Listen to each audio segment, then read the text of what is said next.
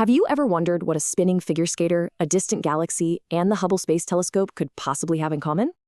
Well, it's a single, universal law of physics. It's a fundamental rule that says when something starts to spin, it really doesn't want to stop. Today, we're digging into the law of the unchanging spin. So, let's kick things off with a little puzzle.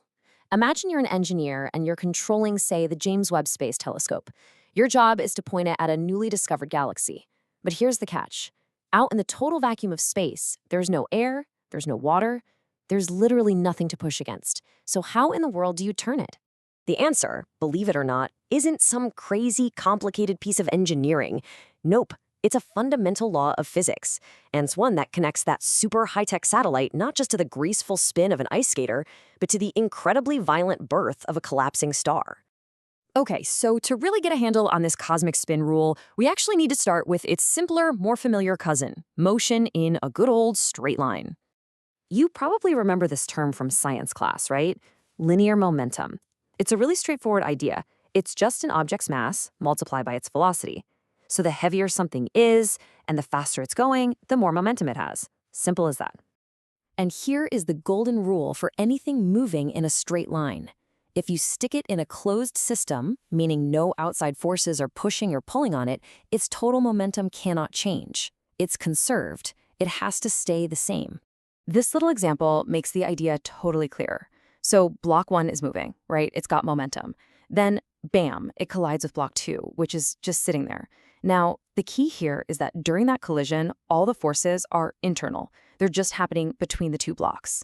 Since there's no outside force meddling with things, the total momentum of that two-block system has to be the same before and after the crash. It just gets redistributed between them. Okay, so that's the rule for straight lines. But what about things that spin? Well, that is where we meet the star of our show, angular motion. And as you can see here, it's pretty much the rotational version of everything we just talked about. Instead of linear momentum, you've got angular momentum. And instead of being conserved when there's no outside force, it's conserved when there's no outside torque, which is really just a fancy word for a twisting force. All right, let's get right to the heart of it. We're going to break down this cosmic spin rule, what the physicists call the conservation of angular momentum. So what even is angular momentum? The easiest way to think about it is as an object's quantity of spin. And you figure it out by multiplying two really key things together.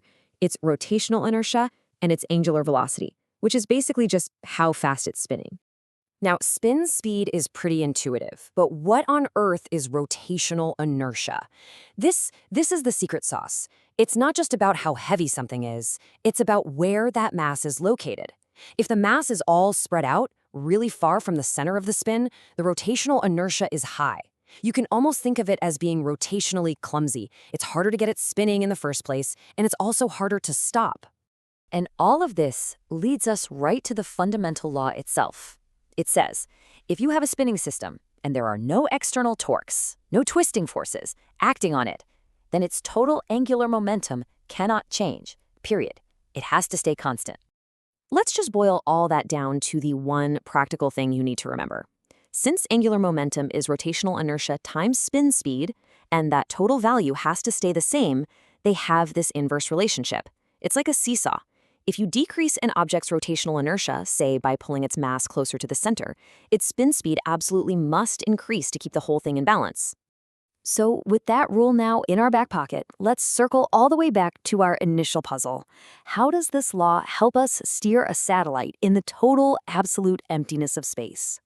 And the solution is this brilliantly simple device called a reaction wheel.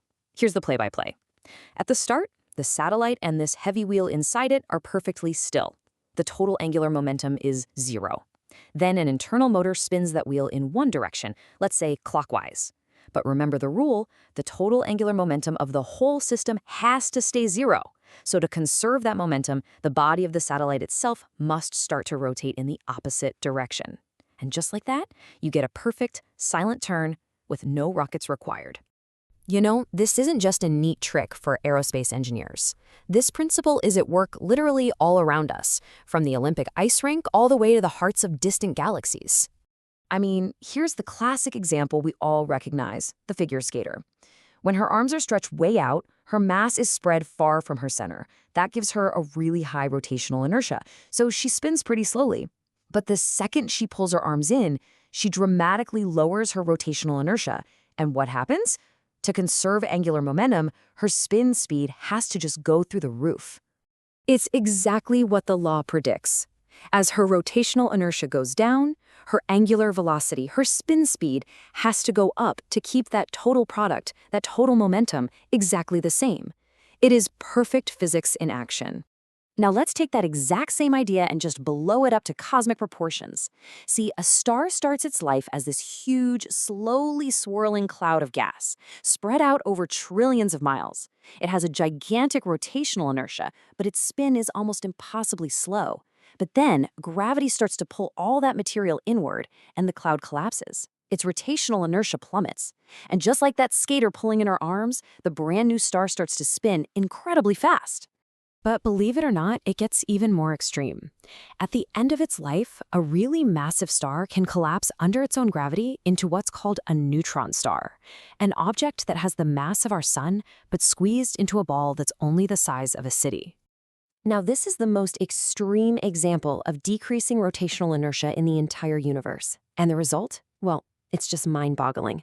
To conserve all of that original angular momentum, these tiny little neutron stars spin at unimaginable speeds, sometimes hundreds of times, every single second.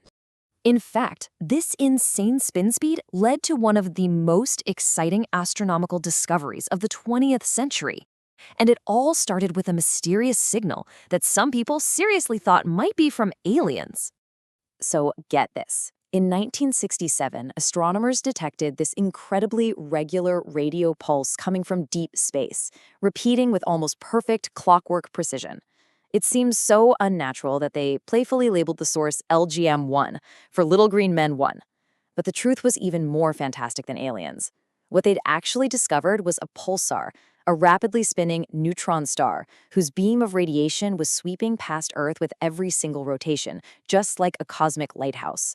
All of it powered by this one fundamental law of spin. So just think about it. One single law explains how we steer our most advanced spacecraft, how an Olympic athlete performs a perfect spin, and how the stars themselves are born and die.